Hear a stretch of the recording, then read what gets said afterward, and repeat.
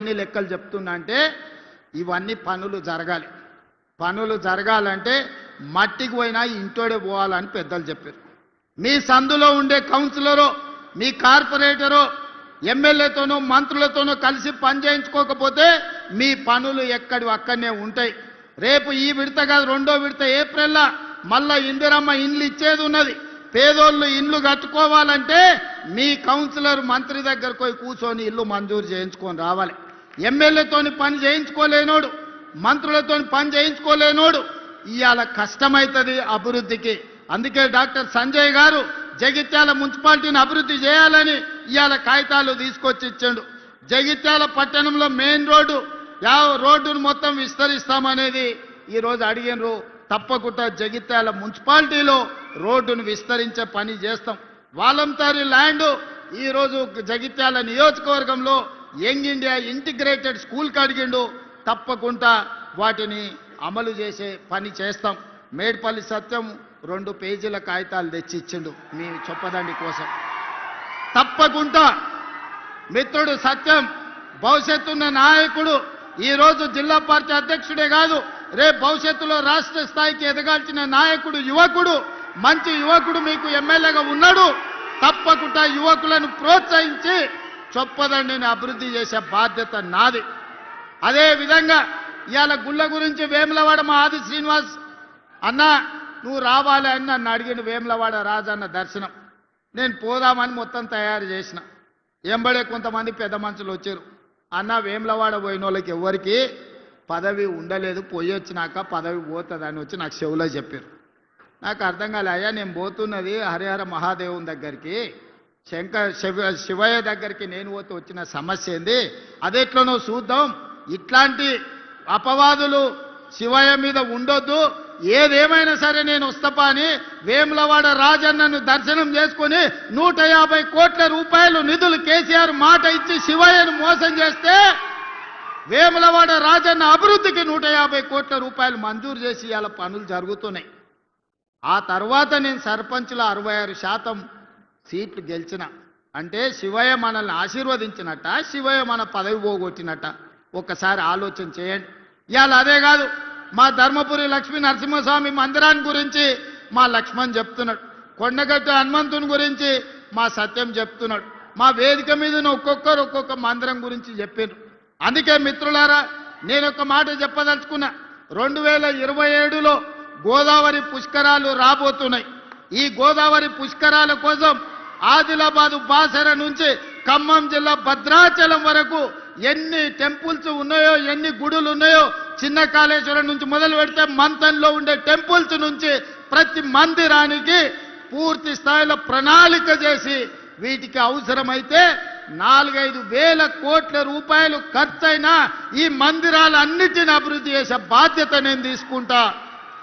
చంద్రశేఖరరావు లాగా మాటిచ్చి మోసం చేసుడు, జీవోలు ఇచ్చి రూపాయి ఇదల్చకపోవడం లాంటి పనులు చెయ్యను. అన్నిటికీ అంచనాలను చేపిస్తా. మీడియా మిత్రులారా రాసుకోండి. బాసర నుంచి భద్రాచలం వరకు గోదావరి పుష్కరాల లోపల ప్రతి మందిరాన్ని అభివృద్ధి చేయడానికి అవసరమైన నిధులు ఇచ్చి ఈ మందిరాలను పర్యాటక కేంద్రాలుగా, పుణ్యక్షేత్రాలుగా అభివృద్ధి చేస్తాం. అటవీ ప్రాంతంలో ఉన్న ఎకో టూరిజంని కూడా అభివృద్ధి చేస్తాం. నిన్నగాక మన మీరు చూసారు సమ్మక్క సారలమ్మ జాతర 100 రోజుల్లో ఎన్ని పనులు చేసినామో. 2 కోట్ల మంది దర్శించుకున్నారు. ఎప్పుడైనా సమ్మక్క సారలమ్మ జాతరకు ముఖ్యమంత్రి అయినాక ఆ పెద్ద మనిషి వచ్చిందా ఒకసారి ఆలోచన చేయరు. ఇంటికి పోయి మా సురేఖమ్మ మా సీతక్క పోయి ఆహ్వాన పత్రిక ఇచ్చిండ్రు. సరే ఆయన రాలేదు అనుకుందాం, కనీసం ఆ పిల్లలకని ఏమైందే, సోమరిపోతులా దున్నపోతులా? సమ్మక్క సారలమ్మను దర్శించుకోవడానికి నామోషా? చెట్టంతా పెరిగిండు అల్లుడు, సమ్మక్క సారలమ్మ దర్శనానికి రావచ్చు కదా. గాలికి తిరుగుతాడు ఊరు మీద వాడి అచ్చోసిన ఆంబోతులాక కేటీఆర్ సమ్మక్క సారలమ్మ దర్శనానికి వచ్చిండా? అంటే వేములవాడ రాజన్న అయినా సరే, సమ్మక్క సారలమ్మ అయినా సరే, ఇవన్నీ పేదోళ్ళ దేవుళ్ళు. పేదోళ్ళ దేవుళ్ళని దర్శనం చేసుకుంటే అదో నామోషి అనుకొని మన దగ్గరకు వస్తలేరు. అందుకే ఇవాళ పేదలు గొలుచుకునే దేవుళ్ళు ఏవైతున్నాయో పేదల కోసం ఈ దేవుళ్ళను అభివృద్ధి చేసే బాధ్యత మన ప్రభుత్వం తీసుకుంటుంది. ఎవరు ఎన్ని శాపనార్థాలు పెట్టినా పిల్లి శాపనార్థాలకు ఉట్టి తెగిపడదు. ఉట్టి మీద పాలుంటే పిల్లి కింద కూర్చొని శాపనార్థాలు పెడతాంటే ఆ ఉట్టి తెగి పడిపోను, ఆ కుండ వలిగిపోను అని. అట్లనే ఇవాళ బీఆర్ఎస్ వాళ్ళు పిల్లి శాపనార్థాలు పెడుతురు. ఈ ప్రభుత్వం పడిపోతుంది, రేవంత్ రెడ్డి అయిపోతాడని. ఎక్కడికి పోని 8 ఏళ్ళు ఉంటుంది మా ప్రభుత్వం. 8 ఏళ్ళు తెలంగాణ రాష్ట్రాన్ని దేశానికి నెంబర్ 1 రాష్ట్రంగా, దేశంలోనే అత్యధిక ఉద్యోగాలు, అత్యధిక అభివృద్ధి, అత్యధిక సంక్షేమ పథకాలు చేసి దేశంలోనే నెంబర్ 1 రాష్ట్రంగా తెలంగాణ రాష్ట్రాన్ని అభివృద్ధి చేసే బాధ్యత మేమందరం తీసుకుంటాం. అదేవిధంగా కరీంనగర్లో పెద్ద సమస్య డంప్ యార్డ్ నాకు తెలుసు. అందుకే కరీంనగర్కి ఈనాడు ఔటర్ రింగ్ రోడ్డు లేదు. హైదరాబాద్ అభివృద్ధి చెందడానికి ప్రధానమైన కారణం ఔటర్ రింగ్ రోడ్డు, అంతర్జాతీయ ఎయిర్పోర్ట్. అందుకే ఇవాళ కరీంనగర్కి ఔటర్ రింగ్ రోడ్డుతో పాటు వరంగల్ కూడా ఔటర్ రింగ్ రోడ్డు ఇచ్చి వరంగల్లో ఎయిర్పోర్టును అభివృద్ధి చేసి ఈ రెండింటిని కలుపుతాం. జంట నగరాలలాగా కరీంనగర్ను వరంగల్ని అభివృద్ధి చేసి ఈ రెండింటి మధ్యలో ఒక పెద్ద డంపింగ్ యార్డ్ తీసుకొచ్చి అక్కడ విద్యుత్తు ఉత్పత్తి చేసి ఒక దేశానికి ఆదర్శంగా ఉండే మున్సిపల్ కార్పొరేషన్స్గా వరంగల్ అండ్ కరీంనగర్ని తీర్చిదిద్దుతాం. ఎవరు ఎన్ని అడ్డంకులు కల్పించినా, ఎన్ని రంకెలేసినా బీజేపీ వాళ్ళు సిల్లి గవ్వ తేరు. మోడీ ముందల నిలబడి అడిగే ధైర్యం నాదే. మా ఈడ బండి గుండు బాగానే మాట్లాడతారు ఈడ మైకుల ముందల, కానీ మోడీ ముందల వీళ్ళకి నిలబడి అడిగే ధైర్యం ఉందా? మోడీ నుంచి చిల్లి గవ్వ తెచ్చే ధైర్యం ఉందా? మోడీ వీళ్ళకి అపాయింట్మెంట్ అని ఇస్తాడా? మోడీ దగ్గరికి వీళ్ళ ముఖమే చల్లదు, వీళ్ళ ముఖమే గుర్తు పట్టాడు. మోడీ గుర్తు పట్టేటట్టుంటే Karimnagar outer ring road Bandi Sanjay దేవాలి, వరంగల్ ఔటర్ రింగ్ రోడ్డు తీసుకురావాలి. ఇవాళ కరీంనగర్ అభివృద్ధికి నిధులు మంజూరు చేయించుకురావాలి.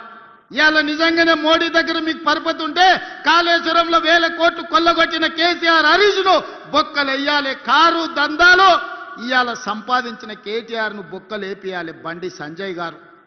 మీరు ఈడుండి మా వాళ్ళని బెదిరించుడు, మా వాళ్ళ మీద రంకెలేసుడు కాదు బండి సంజయ్ గారు. మీ శాతనైతే కేసీఆర్ను బొక్కలేపియండి.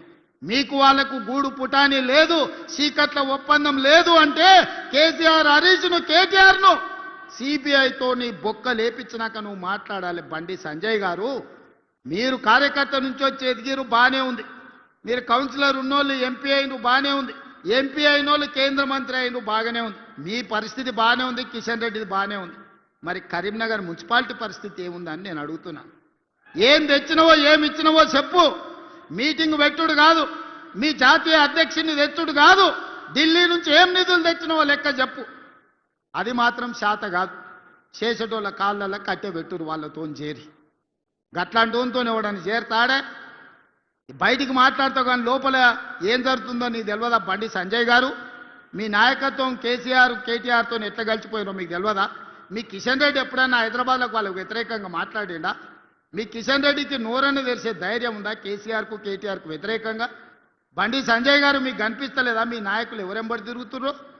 అందుకే మిత్రులారా, ఇవాళ తెలంగాణ రాష్ట్రాన్ని అభివృద్ధి చేసుకోవాలన్నా, తెలంగాణ రాష్ట్రంలో మున్సిపాలిటీలకు నిధులు ఇవ్వాలన్నా ఇవాళ కాంగ్రెస్ పార్టీతోనే సాధ్యమవుతుంది.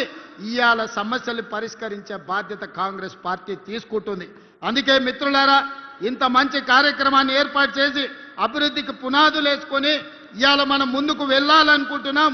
ఎవరు ఏమి దేరు, ఎవరు ఏమి ఇయ్యరు, ఎవరో వస్తారని ఏదో చేస్తారని ఎదురు చూడాల్సిన పని లేదు. మనకు సత్తా ఉంది, మనకు శక్తి ఉంది, తెలంగాణ రాష్ట్రానికి ఆదాయం ఉంది.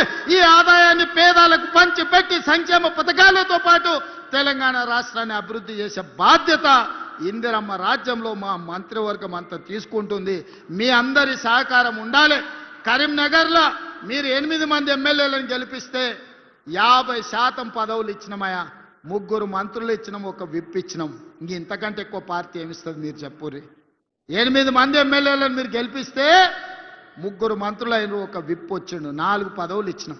2 ఎమ్మెల్యేలు జిల్లా పార్టీ ప్రెసిడెంట్లు అయ్యారు. మీరు ఎంత